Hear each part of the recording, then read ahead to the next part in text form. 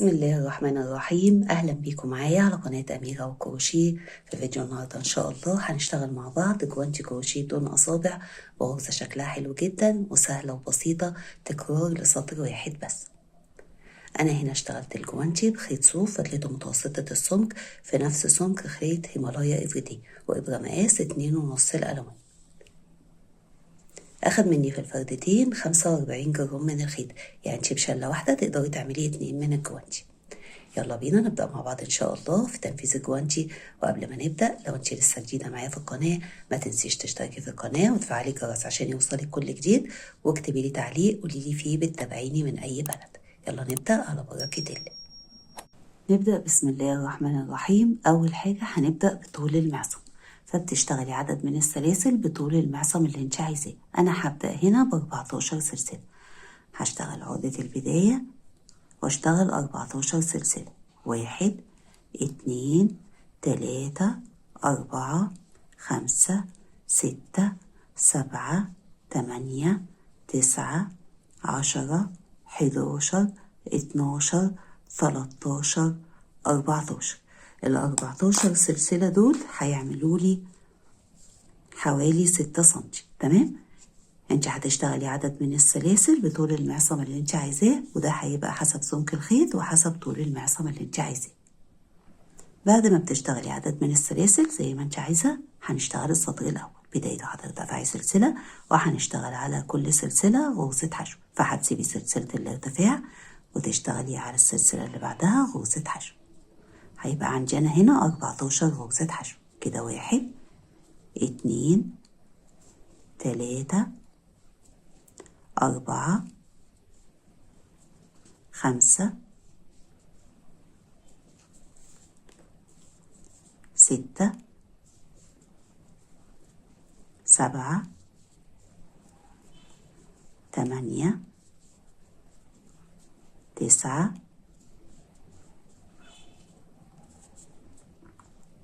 10 11 12 13 14. أنا كده عندي سلسلة ارتفاع و14 غرزة حشو. انت عدد غرز الحشو هيبقى عندك حسب طول المعصم. السطر التاني بدايته بترتفعي سلسلة وهنلف الشغل وهنشتغل برضو بغرز الحشو على كل غرزة حشو غرزة حشو، بس هنشتغل على الطرف الخلفي للغرزة. فهتدخلي كده على أول غرزة حشو تقابلك على الطرف الخلفي منها، يعني الطرف اللي من ورا، تشتغلي غرزة حشو وبتعدي كده وانت شغالة عشان عدد غرز الحشو يطلع مظبوط معاكي في كل سطر. هتدخلي على الطرف الخلفي لتاني غرزة حشو تشتغلي غرزة حشو، يبقى الشغل كله على الطرف الخلفي للغرزة اللي تحت. كده 3 على الطرف الخلفي، كده 4 5 6 7 8. زي ما انت شايفة لما بنشتغل على الطرف الخلفي بيدينا الخط ده، بيدي شكل جميل وكمان بيخلي الشغل يمط معانا. تمام، كده 9 10 11 12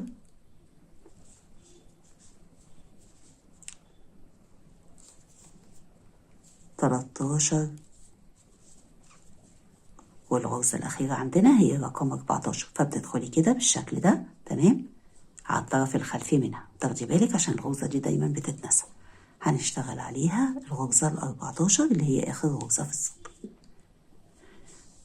السطر اللي بعده هو هترتفعي السلسلة وتلفي الشغل، وبنشتغل على الطرف الخلفي لكل غرزة وبنعد لازم واحنا شغالين عشان ما ننساش غرزة. هتدخلي كده على الطرف الخلفي لأول غرزة حشو تشتغلي غرزة حشو. كده 1 على الطرف الخلفي، 2 على الطرف الخلفي، 3 4 5 6 7 8 9 10 11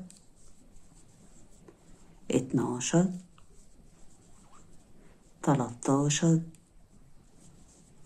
واخر غرزة معانا اللي هي رقم 14. تاخدي بالك كده عشان الطرف الخلفي بتاعها مش بيبقى باين، فبتدخلي بالشكل ده كده وتشتغلي اخر غرزة حشو عندك في السطر. تمام. فكده السطر ده هو اللي بيتكرر معاكي. هترتفعي السلسلة وتشتغلي على كل طرف خلفي لغرزة الحشو اللي في السطر اللي تحت غرزة حشو. بتكرري كده لحد ما توصلي لدوران المعصم عندك. تمام. ويكون عدد السطور زوجي. هتكرري كده لحد ما توصلي لعدد لدوران المعصم عندك والسطور تبقى زوجي، يعني عدد يقبل الاسم على الاتنين. انا كده اشتغلت لحد ما اشتغلت 40 سطر عدد زوجي، يعني يقبل الاسم على الاتنين، وال40 سطر دول بمقاس دوران المعصم عندي. تمام. لما تيجي تقيسي كده هتلاقيه مظبوط معاكي بالشكل ده، يعني لا تبقي شداه ولا تبقي مرخياه، عشان برضو لما تشتغلي لما تلبسيه ما يوسعش معاكي في اللبس.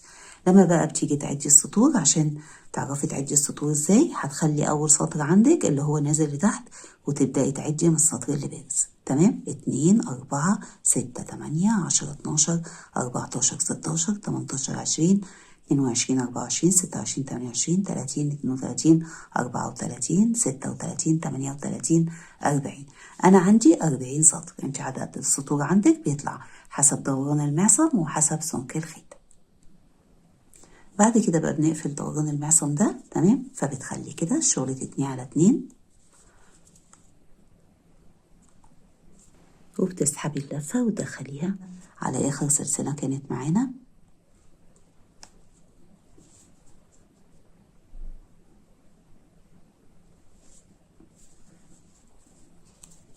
وتقفلي عليها وبتلفي الشغل وبتبدأي تقفلي اول غرزة حشو من هنا على السلسلة اللي كنا شغالين عليها اول غرزة حشو في الناحية التانية. هتدخلي كده وتدخلي على نفس السلسلة اهي، يعني الغرزة تبقى قدام الغرزة، وتقفلي عليها بغرزة حشو او منزلقة زي ما تحبي. تدخلي كده على غرزة الحشو والسلسلة اللي اشتغلنا عليها غرزة الحشو اللي قدامها بالظبط. تسحبي الخيط وتقفلي على اللفتين مع بعض. تدخلي على غرزة الحشو وعلى غرزة الحشو اللي قدامها في الناحية التانية بالظبط، على السلسلة اللي اشتغلنا عليها غرزة حشو، عشان ده كده كان خط سلاسل. وتسحبي الخيط وتقفلي بمنزلقة او بغرزة حشو. هتكرري كده لحد ما توصلي للاخر. بعد ما اشتغلتي كده وقفلتي كده وصلنا للاخر، احنا كده على اخر غرزة حشو وعلى اخر سلسلة في الناحية التانية. هتسحبي كده وتشتغلي غرزة الحشو. كده قفلنا خلاص. هتعدلي الشغل بقى كده بالطريقة دي عشان يبقى بالشكل ده عندك. تمام. يعني يبقى التقفيل في الظهر من جوه. ودلوقتي هنبدأ في الغرزة. تمام. احنا في الاول هنشتغل سطر عبارة عن غرز حشو.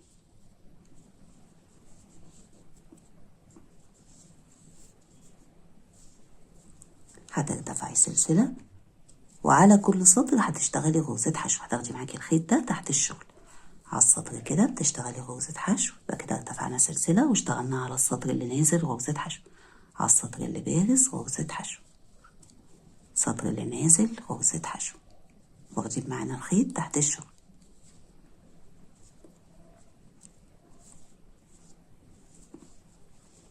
وبتكرري كده على كل سطر بتشتغلي غرزة حشو، على كل سطر بتشتغلي غرزة حشو.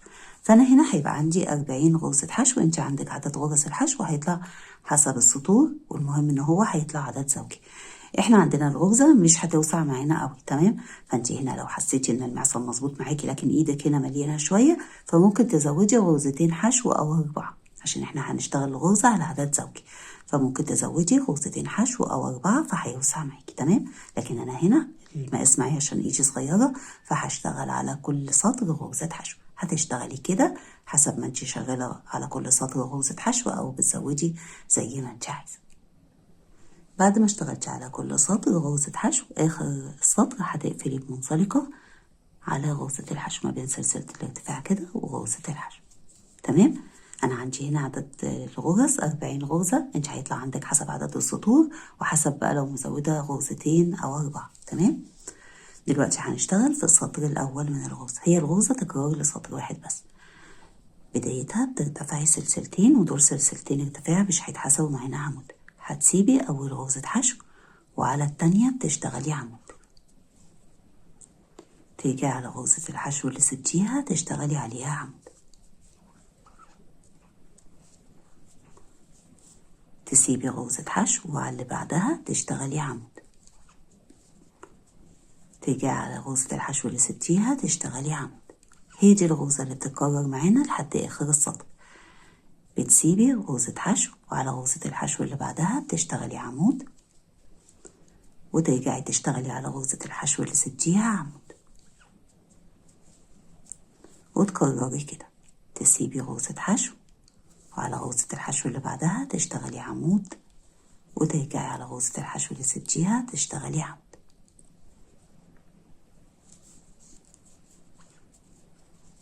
زي ما انت شايفة غرزة سهلة جدا. هتكرري كده لحد آخر السطر. أنا كده كررت ووصلت لحد آخر السطر، وكده عدد الغرز عندي 20 غرزة. كان عندي 40 سطر وبنشتغل غرزة على غرزتين حشو، فكده عندي 20 غرزة. تمام. انت عندك عدد الغرز أكتر أو أقل حسب ما انت شغال عدد السطور، وبرضه حسب لو زودتي. آخر السطر بيبقى عندك كده ارتفاع سلسلتين بتسيبيهم وبتقفلي على العمود. الغرزة زي ما قلتلك تكرار لسطر واحد. بدايته بترتفعي سلسلتين وبتسيبي أول عمود. تمام. احنا هنا بقى هنشتغل الغرزة فوق الغرزة، فبتسيبي أول عمود منها يقابلك وتروحي على التاني تشتغلي عمود، ترجعي على العمود اللي سبتيه تشتغلي عليه عمود. الغرزة اللي بعدها بتسيبي العمود الأول وتروحي على التاني تشتغلي عمود، ترجعي على العمود اللي سبتيه تشتغلي عمود. فبتبقى الغرزة فوق الغرزة بالشكل ده والعمود مايل وبتبقى بارزة. بتكرري كده. بتسيبي عمود الأول، تاخدي بالك انك بتبقي شغالة فوق الغرزة، تسيبي الأول وتشتغلي على التاني عمود، وترجعي على الأول تشتغلي العمود التاني، وبتكرري كده لحد آخر السطر. بتسيبي عمود وعلى التاني بتشتغلي عمود، وترجعي على العمود اللي سبتيه تشتغلي العمود. تمام. هتكرري كده لحد آخر السطر. بعد ما كررتي وصلتي لآخر السطر واشتغلتي آخر غرزة فوق الغرزة بالشكل ده كده، بتقفلي بمنزلقة على العمود الأول، بتسيبي ارتفاع السلسلتين وتقفلي بمنزلقة على العمود. هو ده السطر اللي بيتكرر معاكي لحد ما توصلي لحد الجزء ده في الإيد، يعني لحد بداية الصباع الكبير. تمام. هتشتغلي كده عدد من السطور. أنا طلع عندي عدد السطور لحد هنا 6 سطور، انت هيطلع عندك أكتر أو أقل حسب سمك الخيط وحسب مقاس الإيد. تمام. فأنا هكملهم 6 سطور وارجعلك. أنا كده كملتهم 6 سطور من الغرزة. 1 2 3 4 5 6. وصلت كده لحد الجزء ده. تمام. انت عدد السطور هيطلع عندك أكتر أو أقل، المهم توصلي للجزء ده كده. تمام. دلوقتي بقى هنشتغل فتحة الإصبع، واحنا عندنا جوانتي الفردتين شبه بعض بالظبط ما عدا فتحة الإصبع، عشان الجزء ده كده اللي احنا بنقفل فيه السطر يبقى من عند كف الإيد. تمام. من جوه كده. فانت هنا هنقفل الفردة اليمين في الأول، فلما بنقفل الفردة اليمين هتسيبي آخر 8 غرز في السطر. 1 2 3 4 5 6 7 8، وبتحطي الماركر كده على التاسعة من هنا كده. تمام. يبقى احنا كده اهو في آخر السطر سيبنا 8 من الغرزة. 1 2 3 4 5 6 7 8، وحطينا الماركر على العمود الأول من هنا كده في التاسعة. هتشتغلي عادي خالص لحد ما توصلي لحد الماركر.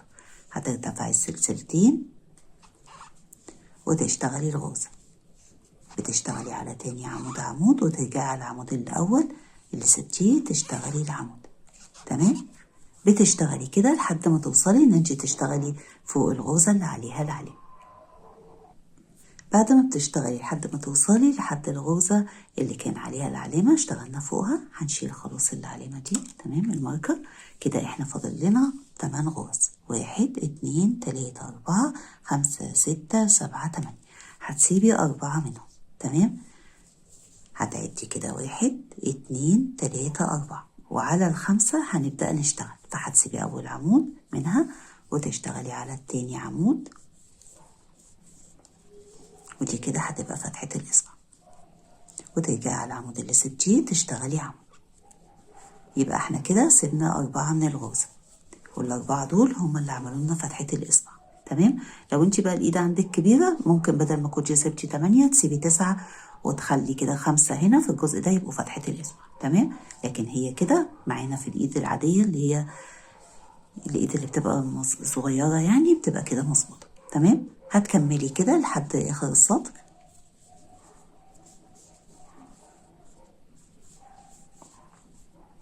على كل غرزة بتشتغلي الغرزة.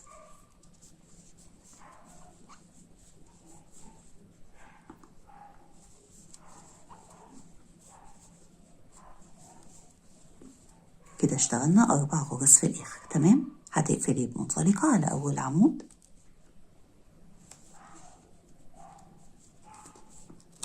تمام. يبقى دي كده فتحة الإصبع في الفردة اليمين، زي ما انت شايفة كده هي فتحة الإصبع معانا. فلما بتيجي بقى تلبسيه في الفردة اليمين بتلاقي كده التقفيل معاكي من جوه كده. ده كده الشكل ده كده فتحة الإصبع معانا، وتاخدي بالك ان هو بيوسع معانا في اللبس، فكده فتحة مظبوطة جدا. تمام. والتقفيل هيبقى من جوه.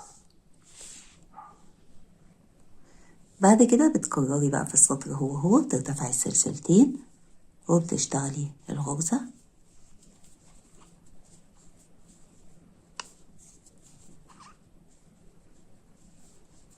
هتشتغلي كده. ولما بتوصلي لهنا بقى بتشتغلي فوق الغرزة في غرزة، وتتنقلي على الغرزة اللي بعدها تشتغلي فيها الغرزة، فالفتحة دي كده بتفضل معانا والغرز بتبقى فوق بعضها. تمام.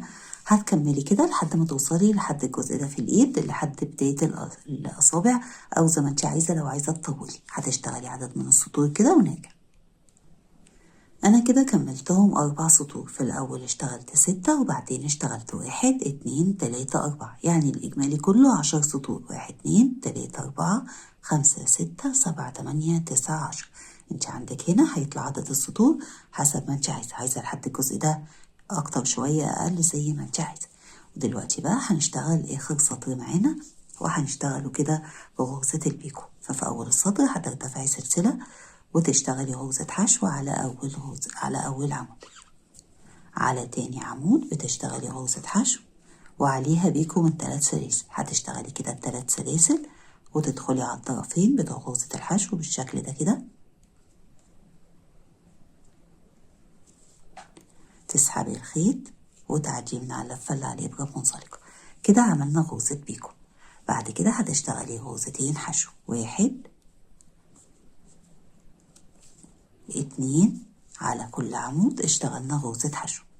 على غرزة الحشو على العمود اللي بعده بتشتغلي غرزة الحشو التالتة عليها بيكو من 3 سلاسل. بتشتغلي 3 سلاسل وتدخلي تقفلي بالشكل ده كده، تسحبي الخيط وتعديه من على اللفة اللي على الإبرة منزلقة. كده قفلنا البيكو.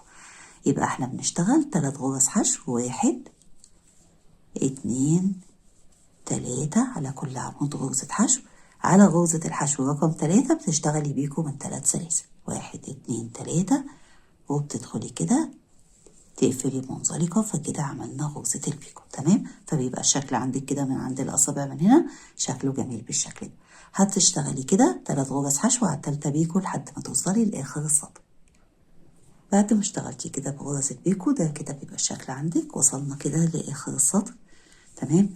بعد ما اشتغلتي غرزة الحشو بتسحبي الخيط وبتقصيه وبتركبيه في إبرة التقفيل. بعد ما ركبتي الخيط في إبرة التقفيل بتدخلي كده قدام آخر غرزة حشو، من قدام كده بتدخلي تحت الطرفين بتوع أول غرزة حشو اشتغلناها. تمام.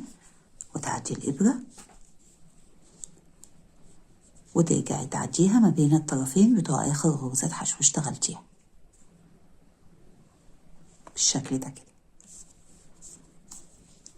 وبعد كده بقى بتظبطي الشغل عشان يبقى فوق الخط كله كده حرف الفي كده أو خط السلاسل باين كده شبه بعضه. تمام. بعد كده بقى بتعدلي الشغل وبإبرة التقفيل بتعدي كده تحت الغرز وبتقفليه كويس.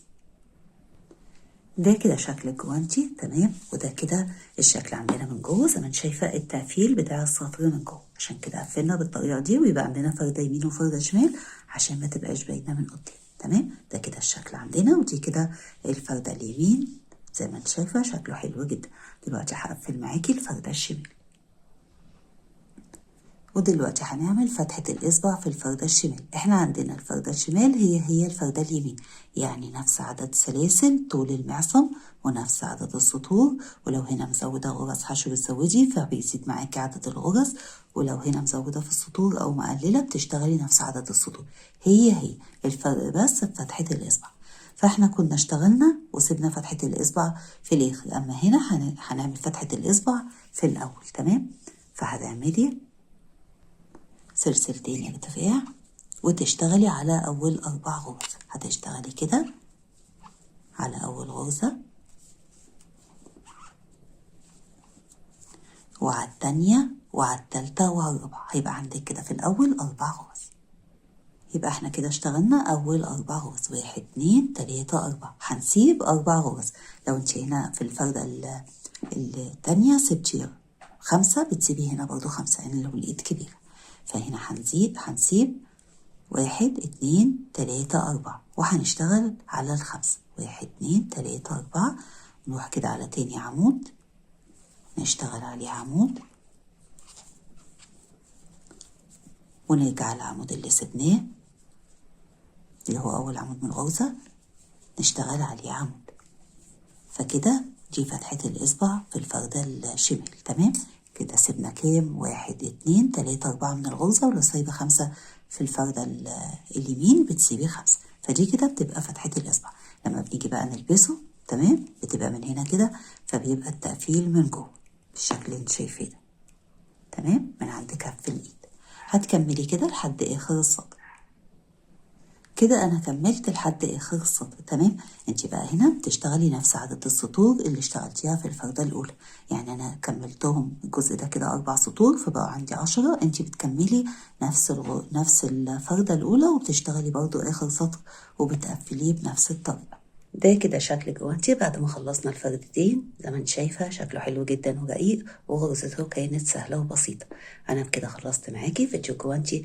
اتمنى الشرح يكون كان واضح ليكي، وان شاء الله نتقابل في فيديو جديد.